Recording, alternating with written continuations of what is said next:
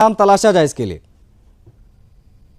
देखिए आशीष भाई, इस मजहब में कम से कम इतना तो नहीं है जिस तरह अभी आपने हर मेहमान को बुलाया उसका खैर मकदम क्या, लेकिन जब शुएब सिद्दीकी का नाम लिया तो आपने ये नहीं कहा कि आपका खैर मकदम है। तो हमारे मजहब में ये नहीं कहा जाता है, ये कहा जाता है जिस जो भी है सब बराबर है।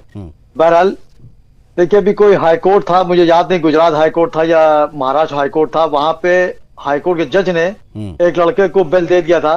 और बेल इस शर्त पे दिया था, उन्होंने ये कहा था कि लड़की ने एक मुकदमा किया था, उसने कहा था हमको ये लड़का जो है 10 साल तक हैरेसमेंट करता रहा, और जब शादी की बात आई तो उसने इनकार कर दिया। तो हाईकोर्ट के जज ने सिर्फ इस बात को उस लड़के को बाइज्जत बरी कर दिया था कि 10 साल तक लड़की से पूछा तुम कर क्या रही थी, 10 साल तक तुम कैद में थी, तुमने क्यों नहीं इसके खिलाफ फायर की या क्यों नहीं तुमने आवाज उठाई। तो 10 साल तक तुम यानी मजे करती रही, पैसा लेती रही, इसको ब्लैकमेल करती रही, लेकिन लड़के के जब हाथ पैर अच्छा, फूल गए मतलब तो ये बहुत हैरत भरी बात हो जाती है शुएब सिद्दीकी जी, मुझे इसलिए बीच में इंटरप्ट करना पड़ जाता है कि आपने इस बेहद महत्वपूर्ण संवेदनशील विषय में भी आपने उस लड़की को दोषी ठहरा दिया। नहीं दोषी नहीं, आप सुनिए, आप बात काटते, मैं दोबारा डिबेट नहीं दूंगा क्या, कल भी मेरी डिबेट काट दी थी मैंने। नहीं मैं ये कह रहा हूं, आप समझ रहे हैं आप कितनी बड़ी बात कर रहे हैं। सच्ची बात सुनिए, आप सुनिए भैया, पूरी बात सुनिए तब आप क्लियर हो जाएगी।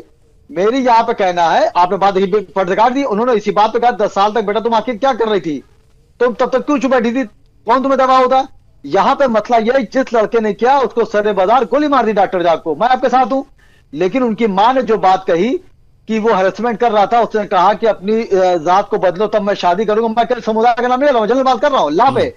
आखिर उसकी मां ने बात कही तो आखिर इतने दिन तक वो क्यों खामोश रही। और केजीओ जो है ये मेडिकल कॉलेज यहाँ पर यूपी नहीं बिहार के मरीज यहाँ पर आते हैं, तो यहाँ पे मेडिकल कॉलेज बहुत छोटी जगह नहीं है, या रिसर्च सेंटर है, या दिन भर सैकड़ों लाखों लोग आते हैं। तो आखिर वो डॉक्टर जो तो मंदराम पर उसने इस तरह हरकत की, और सुनने में आ रहा है कि उसने एक लड़की जो थी पहले भी उससे शादी कर रखी थी, उसका मतलब बदल दिया था। तो आखिर ये बात देर तक खुली तो यहाँ कहीं ना कहीं प्रशासन भी घेरे में आता है, वहां के सीनियर डॉक्टर भी घेरे में आते हैं, और उनकी मां जो इल्जाम लगा रही है कि इसने दबाव बनाया कि मजहब बदलो। तो आखिर ये जो मामला चल रहा था, चाहे एक दिन से चल रहा हो चाहे एक साल से चल रहा हो, आखिर उस वक्त आपने आवाज क्यों नहीं उठाई।